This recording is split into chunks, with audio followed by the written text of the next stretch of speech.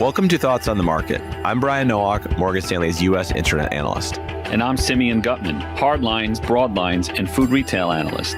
On this special episode of Thoughts on the Market, we'll discuss the significant opportunities in online grocery. It's Tuesday, October 3rd at 10 a.m. in New York.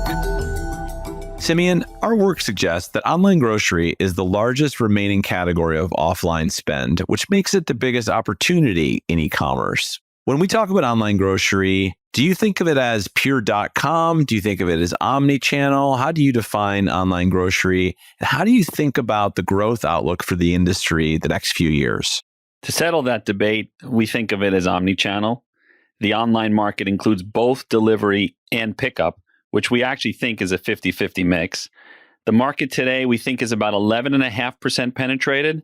That equates to roughly $190 billion of online and pickup sales. It's growing low double digits, and we think over time, it reaches about the high teens by 2027. So 11% adoption now, heading to teens penetration a few years from now. That's quite a bit below a lot of other categories in the United States. So let me ask a sort of obvious question. What new types of technologies or innovations have you seen in online grocery that you think are going to really drive faster, more durable adoption going forward? It's likely in the micro and macro fulfillment.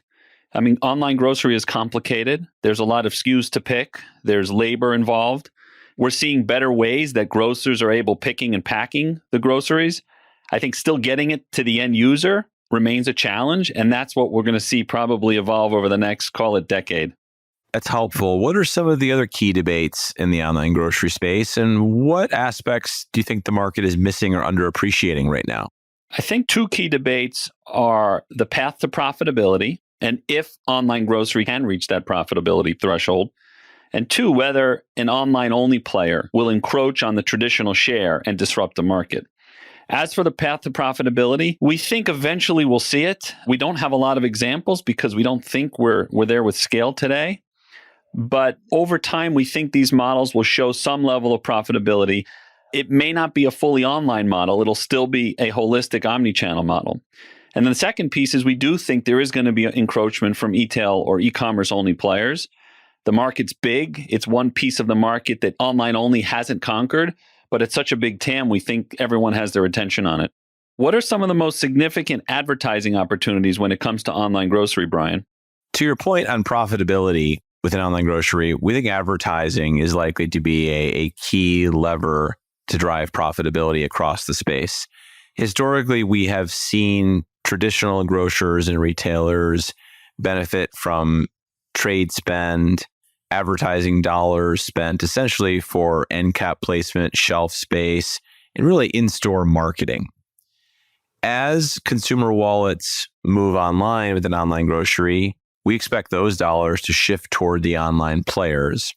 And given the high incremental margin of advertising dollars compared to traditional grocery spend, we think that the advertising business is likely to be an important lever in online grocers, both traditional players moving online, as well as e-commerce first players growing their business and their ability to build profitable long-term e-commerce businesses. Now, Simeon, online grocery, to your point earlier, is an industry where the unit economics are quite tight and margins are thin. With that as a backdrop, what, in your mind, are the keys to driving long-term durable profitability beyond advertising? Two things. First, scale, and then second, capability.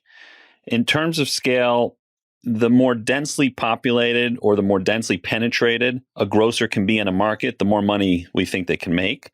And we think the same is true with online grocery. You have to have a high market share in a concentrated place. And that's happening slowly. And some companies are stronger in certain markets than others, but that needs to happen more broadly. Second is the capabilities.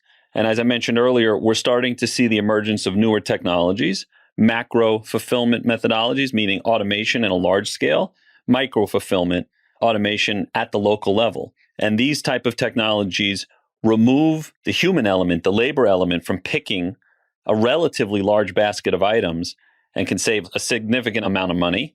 And eventually, the last mile needs to be figured out as well, whether the customer picks it up in store Or who knows, one day a self-driving car brings it to someone's house.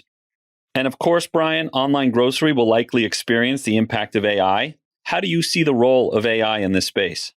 We think artificial intelligence has the potential to create a better consumer experience with an online grocery and drive higher efficiency in the back end for the delivery companies as well.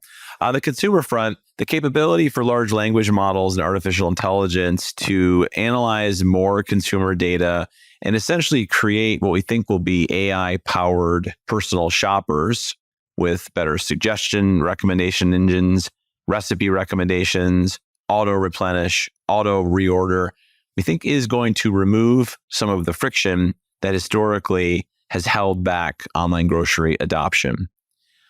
On the back end, the use of artificial intelligence and large language models can be important in creating more effective driver routes for all the online grocery delivery companies, as well as ways to better manage inventory and supply and their logistics and fulfillment centers in order to operate more efficiently. So we do think artificial intelligence is going to be important to driving online grocery adoption on the front end and efficiency and profitability on the back end. Simeon, thanks so much for taking the time to talk. Great speaking with you, Brian. As a reminder, if you enjoy Thoughts on the Market, please take a moment to rate and review us on the Apple Podcast app. It helps more people to find the show. The preceding content is informational only and based on information available when created. It is not an offer or solicitation, nor is it tax or legal advice. It does not consider your financial circumstances and objectives and may not be suitable for you.